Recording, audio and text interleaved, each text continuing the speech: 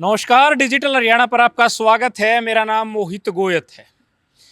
कल हांसी के अंदर एक मर्डर हुआ। मर्डर को लेकर अब एक नई जंग जो है वो सोशल मीडिया पर छिड़ गई है।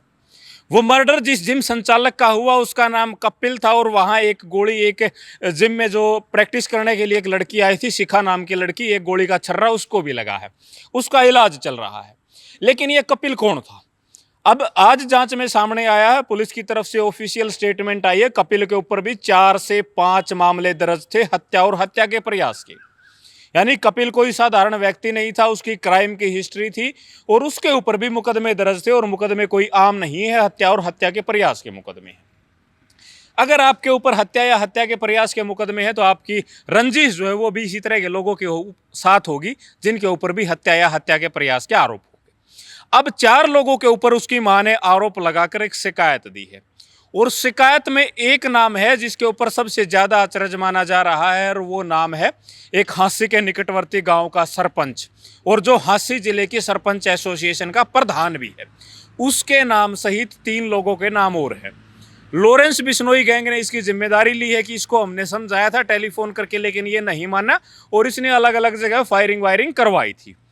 हालांकि 2 जगहों का नाम भी उन्होंने लिया कि इस फायरिंग में इसका नाम था, इसका हाथ था, लेकिन पुलिस ने कहा कि इन दोनों ही जगह पर इसका नाम सामने नहीं आया। लेकिन इसके ऊपर 4-5 हत्या के प्रयास के मामले जो हैं दर्ज हैं। अब पुलिस जो जांच कर रही है वो लव मैरिज का उसका एंगल था, उससे भी जांच कर रही है कि हो सकता है इस एंगल से ये मर्डर हुआ हो, कोई धमकी का एंगल हो या जिम में कोई रंजिशन जो मामला है वो हो सकता है। लेकिन एक हत्या जो है वो दिन दहाड़े हो गई है। सुबह सुबह प्रैक्टिस करते टाइम वो अपने जिम में आए, जो बच्चे थे जो प्रैक्टिस करने वाले लोग थे उनकी वार्म अप जो है वो करवा रहा था। उस दौरान उसके ऊपर जो ताबड़तोड़ फायरिंग हुई, वो वीडियो आप लोगों ने देखा किस तरीके से 2 हमलावर बाइक पर आते हैं और एक पीछे से उतरता है, पीठ पर बैग होता है और .45 बोर की रिवाल्वर से बार बार ताबड़तोड़ गोलियां जो है वो उसके ऊपर दाग देता है।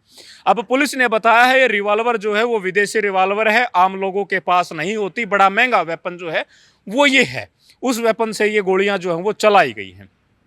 अब ये बड़ा महंगा वेपन जो है वो हमलावरों के पास कहाँ से आया? मतलब इसकी पहले से प्लानिंग चल रही थी, रेकी की जा रही थी कि सुबह का समय होता है, जिम के बाहर या जिम के आसपास ये कहीं मिलेगा, वहां इसको वारदात को अंजाम देना है।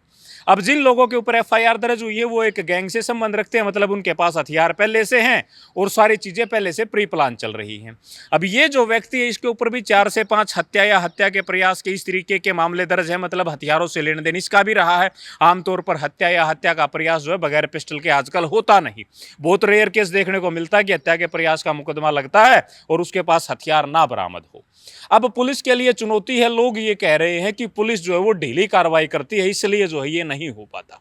नायब सिंह सैनी जी, आप एक मजबूत मुख्यमंत्री हैं, मजबूत गृह मंत्री हैं, पुलिस को कहिए कि गोली के बदले गोली जो है वो बदमाशों को मिले और जो लोग आपके ऊपर सवाल उठा रहे हैं, जो आपके गृह मंत्रालय पर सवाल उठा रहे हैं, उनको एक करारा जवाब मिले और बदमाशों के लिए सबक ये एनकाउंटर हो। ऐसा एनकाउंटर करने की फिलहाल प्रदेश में जरूरत है क्योंकि क्राइम इसी तरीके से जो है वो बढ़ रहा है। आप लोग इस पूरी घटनाक्रम के बारे में क्या सोचते हैं वो हमें कमेंट बॉक्स में जरूर लिखें। शुक्रिया।